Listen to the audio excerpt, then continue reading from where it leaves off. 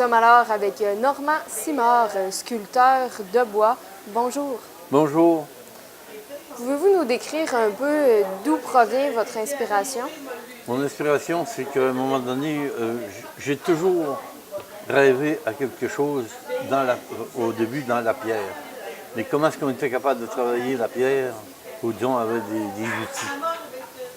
Mais dans le temps, il y avait seulement que les Coréens qui faisaient des meules, tout ça, qui avaient à prix fou. Une petite meule coûtait 200 $. C'est aussi fou que ça.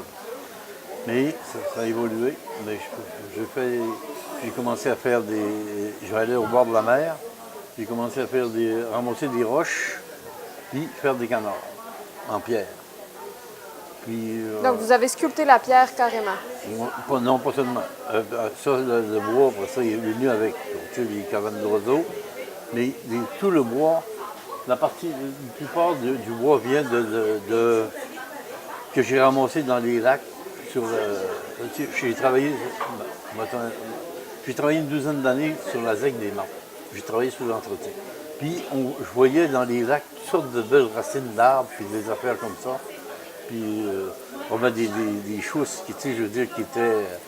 C'est de là qu'à un moment donné, je me suis mis à faire des mangeoires, des cabanes d'oiseaux, mais qui ont rapport avec des arbres chaussés, tu sais, je veux dire, toutes sortes de choses comme ça. Puis ben, on évolue. On n'est pas sculpteur la première journée. On évolue, on trouve des choses, on trouve des choses. J'ai commencé en 91, imagine-toi que ça fait là, 27-28 ans que je fais ça, et on évolue. Et comment décririez-vous votre évolution? Vous avez commencé avec une cabane et puis c'en est venu à quoi? Ben, j'ai commencé avec une cabane, je me mettais sur le bord de la route, comme il y en a plusieurs qui m'ont connu. Puis les gens disaient c'est beau ce que tu fais. Mais on ne peut pas mettre ça dans des boutiques ici ou des choses comme ça. Pourquoi? Pourquoi? Parce que c'est made in Chine.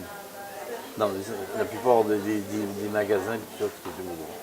Nous autres, un artisan, si on demande, je ne sais pas, 20 $ pour ça, ils vont dire ah c'est trop cher. Mais il faut que tu le fabriques, il faut que tu le trouves, puis ainsi de suite. C'est le temps aussi que ça prend pour le réaliser. Et moi, c'est comme ça ici. Moi, à 14 ans, avec mon père, j'allais dans le bois, puis je montais, il y avait une montagne, puis le cheval montait dans la montagne, mais il montait pas assez vite. Moi, à la place de l'école, j'étais à côté de la slate, puis après ça. Mais d'où là venu qu'à un moment donné, ça c'est mon rêve. Mais c'est qu'aujourd'hui, c'est plus ça qui est le rêve. C'est le skidoo. Puis même tantôt, allez-vous sculpter un skidoo? Une motoneige? Pas encore. Moi, je vais être obligé de le faire parce que les jeunes ne connaissent pas ça. 50 ans en bas de ça, ils ne savent pas ce que c'est qu'un cheval. Tu sais, je veux dire, puis, qui tire du bois pour faire de même. C'est malheureux, là. Mais c'est ça. Après ça, j'ai fait des crèches en pierre. Des petites crèches. Parce qu'il y a des grosses crèches aujourd'hui, ça ne marche pas. Des petites crèches en pierre, là, comme ça. Claudette, donne-moi une petite crèche en pierre. Ça ici. Tiens. Ma crèche en pierre, il a fallu que j'y fasse une entrée en bois. C'est pour ça que je te dis, il faut que dans le bois, là, il faut que je sois intéressé à trouver des choses comme ça. Les différentes couleurs, les différentes textures. Alors, j'ai les deux. Donc, c'est un bel amalgame des deux. Parlez-nous un peu de votre lieu de création. Faites-vous ça chez vous? Chez moi? À la maison? Chez moi, c'est qu'à un moment donné, quand j'ai arrêté d'être autour de Baie-Saint-Paul, parce que les trois municipalités étaient réunies. Excuse-moi d'être cru, là, en tout cas. Puis je me suis en allé aux éboulements. Aux éboulements, on a trouvé une bonne vieille maison. On l'a achetée. Puis là, mon fils dit, je m'en vais avec vous autres. Puis il a évolué. Puis aujourd'hui, c'est Jean-Michel. tu sais, qui est là aux éboulements, puis il est heureux là. Il fait toutes sortes de bronzes, des sculptures, n'importe quoi. Des fois, je fais des farces, c'est moins évolué. Puis, je veux dire, ça paraît drôle, mais c'est ça. Faites-vous un travail de collaboration ensemble? Ben, lui, il fait ses choses, c'est différent de moi. La pierre, il dit, ça va être un visage de pierre, ça va être un bronze, tu sais, des choses comme ça. Mais moi, je suis content parce que c'est mon fils qui va prendre la relève, puis des choses de même. Souvent, le père, il dit, moi, je travaille, mais j'ai rien. C'est ce que je veux dire, j'ai pas d'enfants qui vont prendre la relève. C'est ça qui est important pour moi. Mon épouse aussi. Donc, votre magasin est présentement aux éboulements. Oui, Les gens peuvent passer. c'est ça. Ils peuvent passer. Donc, puis en plus, en arrière, Jean-Michel a fait un jardin de pierre. Donc, un écosphère, qui est unique dans Charlevoix. Excuse-moi, là. Mais c'est unique, c'est une grosse boule ronde, c'est unique dans Charlevoix. Donc, c'est une boule en pierre. Et dans la pierre, qu'est-ce qu'on peut Ouais, c'est retrouver? ça. Puis ça donne, quand tu vas chanter dedans, il y en a qui vont amener leur guitare, qui emmènent leur accordéon, puis ça sort, hein. C'est clair, clair, clair, clair. Ça fait une espèce d'écho, finalement? C'est de résonance du son, là, je peux pas dire une histoire, là, c'est parce qu'il est ailleurs, dans d'autres pays, ça se fait. Tu sais, je veux dire, puis eux autres, ils n'ont pas d'électricité pour ça. Donc, les gens sont invités aussi à visiter. Oui, c'est ça. Ils peuvent visiter le jardin de pierre, plus les boutiques à l'intérieur du terrain. On me dit que c'est un des plus beaux.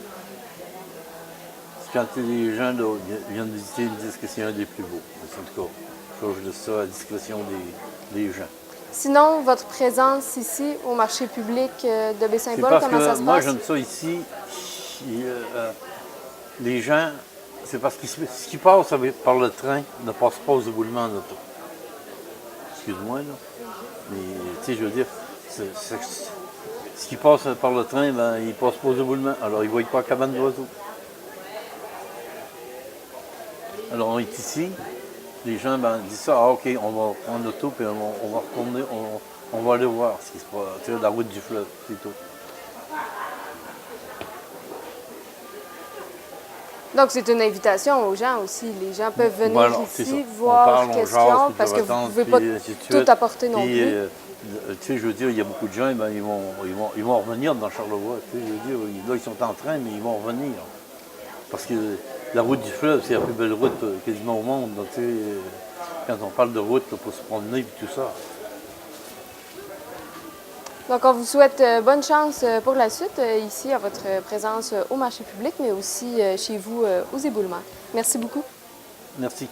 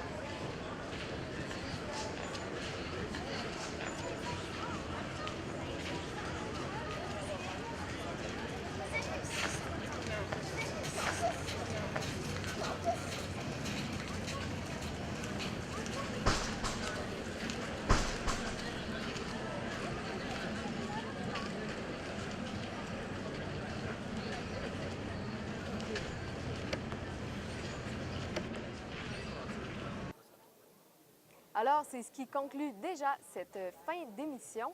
Nous vous invitons à venir à tous les dimanches. C'était Zoé Le Gallic-Massy pour TVCO.